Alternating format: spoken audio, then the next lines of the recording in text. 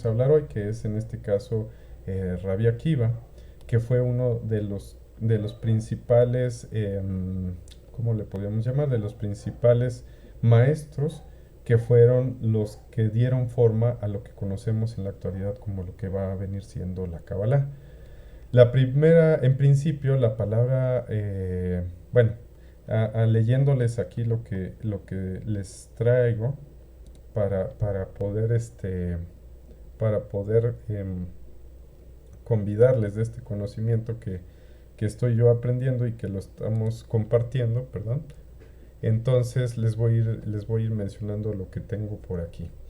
En este caso, el Rabbi Akiva, o Akiva ben Yosef, que vivió a finales del siglo II, se dice que fue uno de los grandes Tanaim, o fue uno de los sabios o doctores de la ley. Fue una autoridad en la escritura de lo que fue la Halajá, o la ley tradicional judía. Akiva también es uno de los principales contribuyentes a la redacción de lo que vamos a conocer en la actualidad como es la Mishnah, que es una de las partes principales del Talmud, junto con la Gemara. Entonces, para ir introduciendo sobre este tema, a lo mejor uno podría decir, bueno, pues son una serie de detalles acerca de este personaje, pero cada uno de esos detalles también a su vez van a tener una importancia por sí. Por ejemplo, la palabra rabí, desde que nosotros citamos a él como rabí, tendríamos que entonces tener claro qué es lo que es. En este caso, la palabra rabí deriva de una palabra en Yiddish que quiere decir maestro de la ley. En este caso, deriva de una palabra hebrea a su vez que es rab. La palabra rab quiere decir abundante o distinguido. En este caso, los que venían siendo los rabinos o los rabís eran las personas que tienen una comprensión de las enseñanzas de la Torah y del Tanaj, recordando que la Torah son únicamente los primeros 5 libros y el Tanaj son el resto de los libros que van a componer lo que es el Antiguo Testamento. Desde este punto, podría ser bastante, podría parecer una arrogancia de mi parte al poder decir que en este caso pues me refiero a ellos como los que son los intérpretes del Tanaj y la Torah. Sin embargo, lo que cuestiono es que así como ellos son los que interpretan ese texto, pues también podríamos hablar en nuestra cultura de los sacerdotes católicos, que a su vez también son intérpretes de ese texto, o podríamos hablar de lo que son los pastores cristianos, que también son intérpretes de esos textos. Entonces, no estoy diciendo yo que sepa más que ellos, no estoy diciendo que sepa más que los rabinos, no estoy diciendo que sepa más que los sacerdotes, ni tampoco estoy diciendo que sepa más que los pastores. Cada uno de ellos tiene un conocimiento.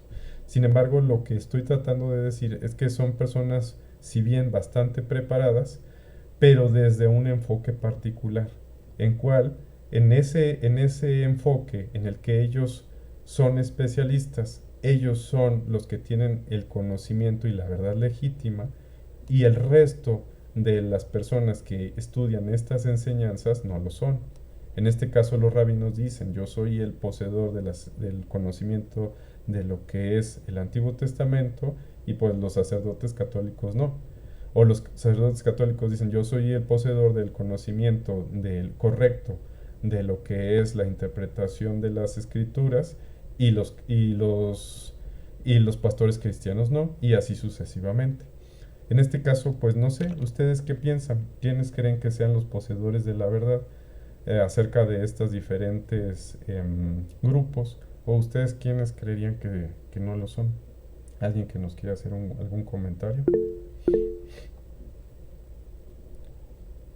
Eh, bueno, Violeta, dinos. Pues es que todos tenemos nuestra verdad, ¿no? O sea, es que cada quien va a encontrar su verdad en cada religión. Imagino, cada persona, todos tenemos una perspectiva y una visión y una manera de ver las cosas y nuestra verdad, ¿no? Es mi Claro, comentario. claro.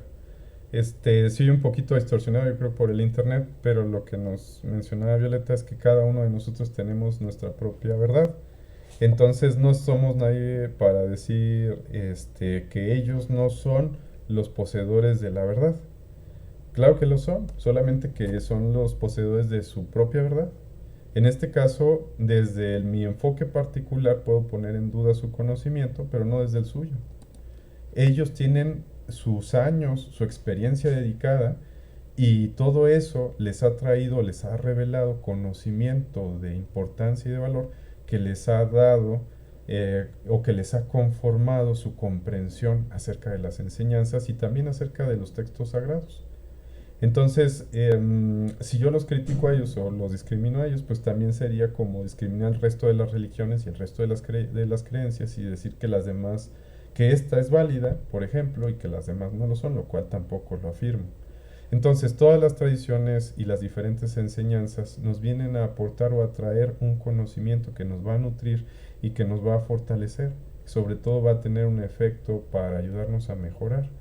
También en la interpretación o el enfoque particular de los rabinos es muy importante. Y este enfoque, ¿de dónde se derivó? Es lo que estamos estudiando en este momento. El enfoque del rabinato no vino sino simplemente de uno de estos grupos que estábamos mencionando, que eran pequeñas, ¿cómo le podríamos llamar? Pequeñas sectas dentro de lo que es el judaísmo que se estuvieron conformando, pero estas sectas ya estoy hablando en una época entre el 600 antes de Cristo hasta el 70 después de Cristo, más o menos es la época en la que estoy refiriéndome ahora. Que eso ya, para esos tiempos, el pueblo judío ya tenía una sola lengua en común, que era la lengua hebrea, que venía derivada a su vez de lo que mencionamos que era la lengua aramea, que fue integrada durante el exilio babilónico.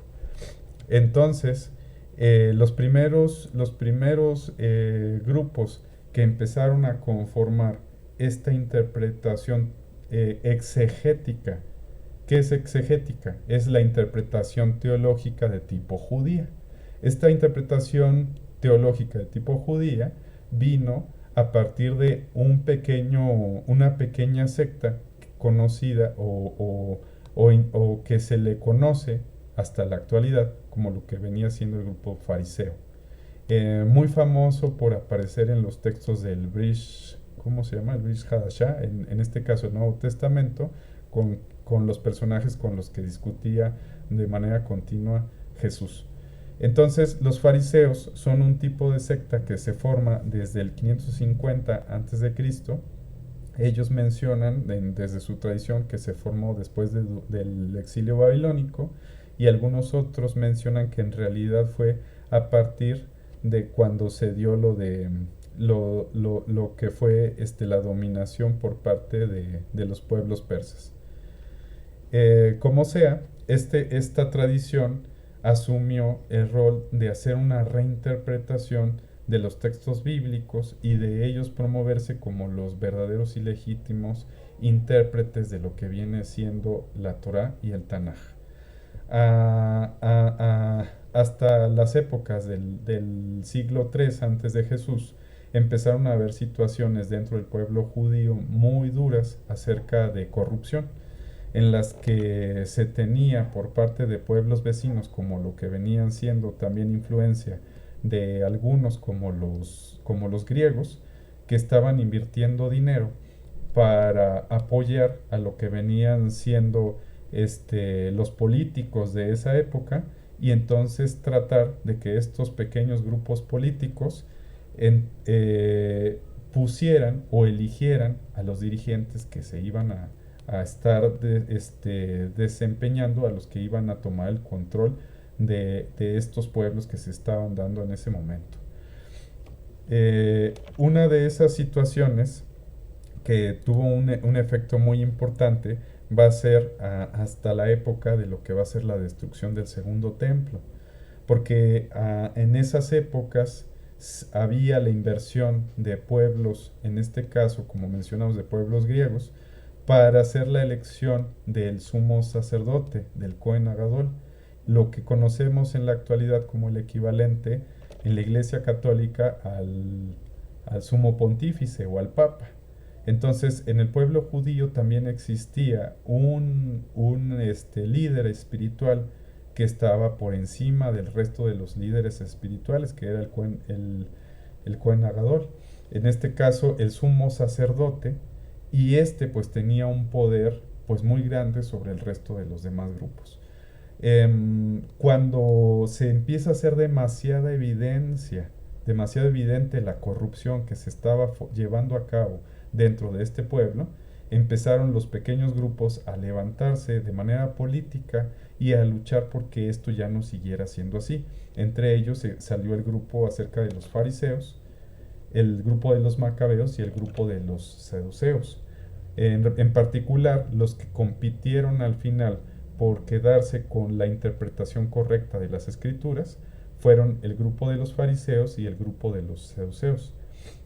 El grupo de los saduceos, que se formó por ahí del 1700, del 170, hay que quitarle un cero, del 170 antes de Cristo, era un grupo que estaba apoyado principalmente por lo que venían siendo personas de mucho dinero y también gente bélica. Conformaron un grupo con una cuestión teológica también con la que discrepaban de los fariseos y estaban disputándose por cuáles eran los correctos intérpretes de la ley. Al haber estas cuestiones de tipo políticas, entonces pues hubieron situaciones de guerra interna, de derramamiento de sangre, etcétera. Hasta que llegó la situación en la que conforme se dio la destrucción del templo y el arraigo preferencial por el resto de las personas, por los fariseos como los intérpretes correctos de lo que venía siendo la ley, entonces se hizo una transformación de lo que conocíamos en la antigüedad como lo que venía siendo el templo, que es el Beit HaMikdash. Perdón, voy hablando y se me está pasar las diapositivas. Estábamos hablando en este caso acerca de la definición de rabino. Y en la parte del templo hay una transformación o una transición del Beit HaMikdash, o lo que viene siendo la casa del templo, a una casa más pequeña, la casa de oración, lo que es el Beit Knesset, o la casa de reunión, también conocida como la casa de reunión. De donde, como mencionábamos, con la destrucción del segundo templo, ya no se vio la necesidad de promover la existencia de un Cohen Gadol, de un sumo sacerdote, y entonces el poder pasa a los líderes más pequeños que tenían en ese momento pues una mayor influencia sobre el resto de los grupos, que en este caso eran los rabinos. De ahí es de donde sale esta palabra, que va a ser una de las cuestiones que va a definir al personaje del que estamos hablando, que es precisamente eso, un rabino. Y que es entonces una persona que viene directamente de las pequeñas sectas de los fariseos, que cobraron mucho poder y que tomaron su interpretación particular.